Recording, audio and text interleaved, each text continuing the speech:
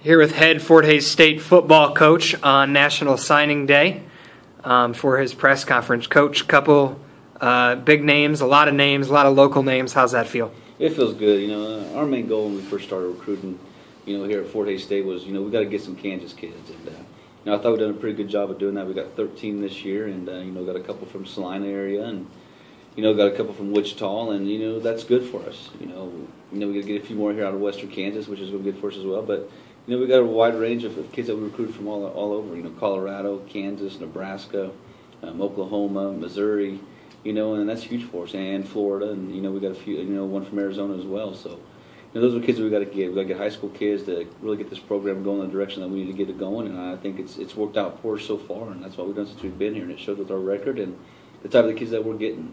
And, having the indoors a tremendous thing for us, in this recruiting process as well. And, the kids really liked it. They knew they could train year-round to be football players, and, it's going to benefit us in the long run. Just the sheer number of kids, was this a class of numbers you really, really wanted?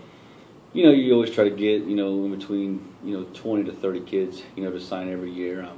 Obviously, not all those kids are scholarship kids, but they're kids that you want in your program, and kids that are probably going to earn a scholarship in the next couple of years down the road, if they do the things that we ask them to do. And, I'm very excited about this class. I'm proud of this class, and I think we've got some very talented kids, across the board, offensively and defensively. A lot of skilled kids, which is something I thought we really needed, just to really help with our special teams as well and get some depth on the defensive side of the ball. And, it's getting better. Next year's group will probably be a bunch of big guys. And but right now we need to get some skilled guys that can run a little bit and get a little more speed on the football field.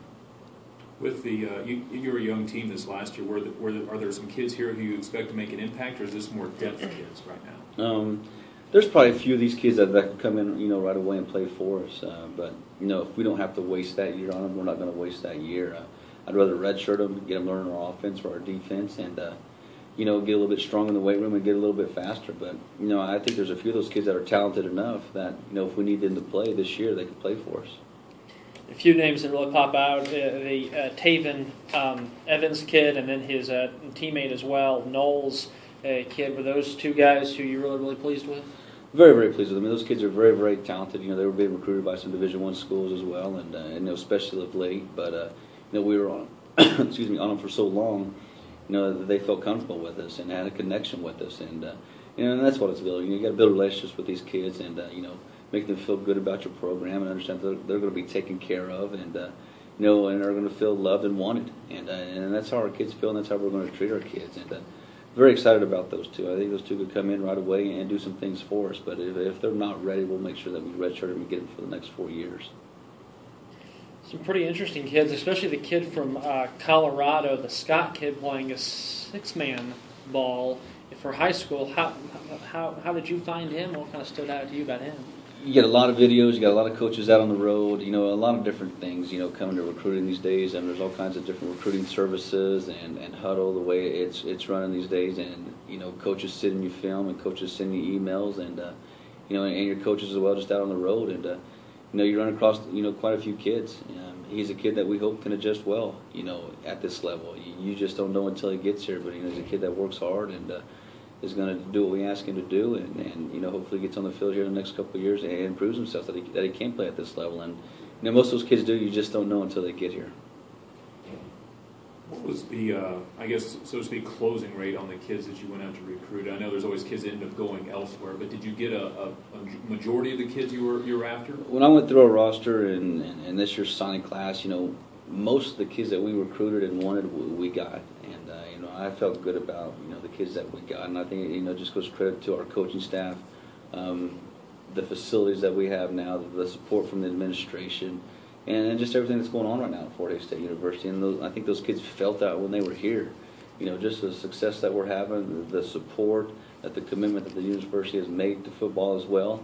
And, and just our coaching staff, and then meeting our players as well, and getting to know our players. It just made them feel good, and it felt like a family to them. And I feel for the most part that we got the kids that we wanted to get and the kids that we went after. Of course, we lost a couple to other schools, but you're always going to lose some. But the ones for the most part that we wanted, we got. Can you talk about the kids? You seem to have recruited North Central Kansas really well. How important is it for you to get the kids that people around here, the names that they recognize to get them to kind of stay in this area? I think it's just for community support. You know, if they go on the football field and don't know any kids on your team, you know, who are they really rooting for? You know, and they like to have those kids that are from the area, from the community, kids that they know, and then from them they're going to learn their other kids as well, and realize, you know, the type of kids that we have are good kids and good character kids, and they do well in the classroom. But I mean, you got to have, you know, kids from this area. I mean, it's home to them. It's close. The people like them. The people support them, and you know, you just got to get your community involved as well. And the more of those kids you have, the better off you're going to be in the long run. It also looks like you made some pretty good inroads in Wichita as far as getting some of the more talented kids out of that area to come up here. It is, you know, and Wichita's always been kind of a big, you know, place where we wanted to get some kids out of. I mean, there's a lot of talent in that area. You know, Salina has a lot of talent as well, and you know, we got to keep that connection going. And you know, getting a few kids out of there this year is going to help us, you know, in the years to come, to get more kids out there, because they know these kids and they know they're good football players, and you know, they know the type of kids that they are, and that's going to help us in the long run. You know, next year's class, you know, we'll hopefully get some more Wichita kids and some more Salina kids and some more Western Kansas kids as well. But you know, we're still going to go out and hit Colorado, Nebraska, and Oklahoma pretty hard. It seems like there was a lot of kids statewide that signed junior colleges this year. Obviously, Butler's had enormous success, but Hutch, Garden, some of those guys have really started to come on. What's the biggest battle in fighting against those junior college programs? Yeah, you know, the junior colleges, they can offer any kid about the same. They offer every kid the same thing. You know, they get tuition and you know, they get books. And you know, we're not able to do that with just the amount of money that we have. You know, scholarship wise. You know, with 36. You know, total for your whole team, and you're probably recruiting off 7 scholarships this year. You know, we got to go try to sign, you know, 18 to 20 kids on those 7 scholarships. So some are lower end scholarships, and they get more from the junior college. And a lot of them, you know, they want to live the dream of going to Division I. And you know, I wish we were all going to go play Division I football and be talented enough and athletic enough. But a lot of times we get those kids back. You know, if we were to have them for 4 or 5 years, you know, maybe they would have been a 3 or 4 year starter for us, an all-conference player, or maybe even all-American. And that's something that we just got to sell those kids on a little bit more and try to convince them a little bit more as well. But, you know, it's a decision the kids got to make. And, you know, it works out for some of them pretty well, and then some of them it doesn't, and we see them in a couple of years. But, you know, we're going to go recruit those kids again in a couple of years that we lost. Kind of in that same vein with especially Campbell from Hutch, Hamel from Lakin, and then Brock Long from southeast of Saline.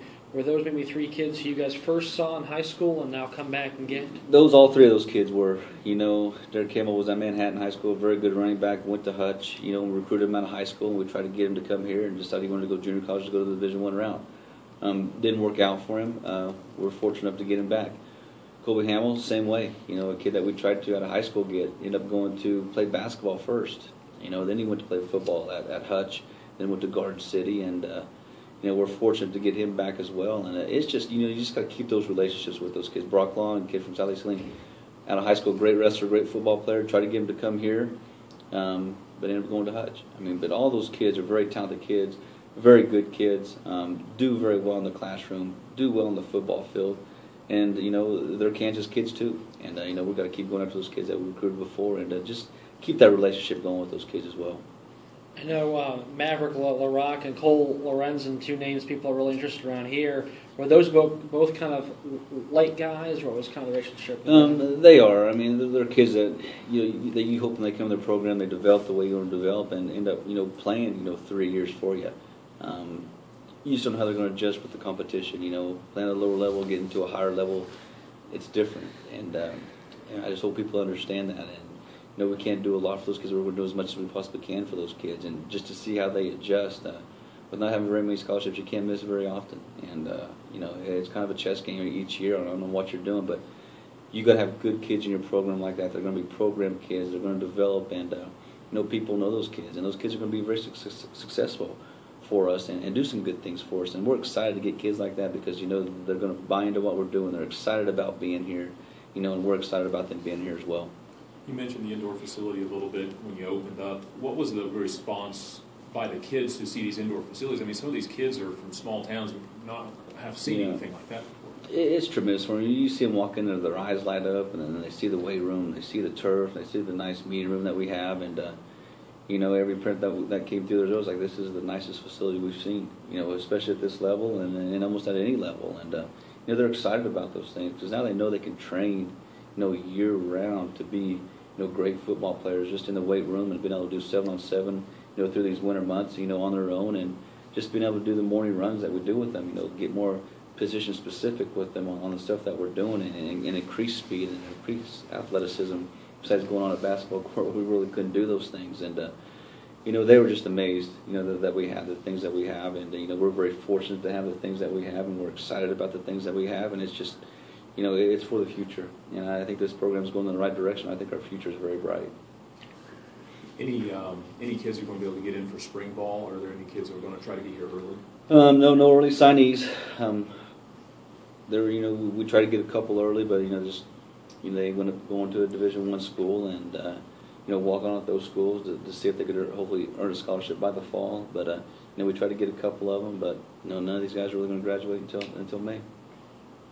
In some non-Sunday news, I had heard that Marshall Busel was granted another year. I just wanted to kind of get your thoughts on he is. Talking with Karen and stuff, we did all the paperwork through the NCAA and through our compliance here and through the MIAA as well. And, he's good to go for that next year. Just won't be able to do anything this spring, which kind of hurts him a little bit, but hopefully he stays in tuned enough and works out enough, on his own, to keep himself in shape and understanding what we're doing on offense to make himself a great player. I mean, I think towards the end of the season you kind of saw who Marshall Musel was, and I think now he is going to be a standout player for us and really, understands what we're doing offensively is going to make him so much better. And with Zach Watkins obviously leaving, are you hoping to find a spot? Yeah, we're in the process right now of getting ready to start interviewing guys. I just want to get through the recruiting process, get it done. It was just too much at one time, but we got a few guys coming in this week and or next week, and hopefully we can interview those guys, see which one fits us best, fits our program best, and and we're gonna go with the best guy that we can get. Did his leaving maybe affect, or did it affect recruiting at all? Because obviously he had done very well in recruiting the last couple of years. He did a good job, but our coaches, when Zach left, did a great job of taking over, his areas and talking to those kids and understanding. And actually, about 3 or 4 of these kids were kids that he was recruiting when he first got here, and now we've signed them. So our coaches did a good job of keeping relationships built with those kids, and and they asked, where he's at when they came on their visits, and we just explained to them, we weren't going to lie to him and tell him that he was out somewhere else doing something.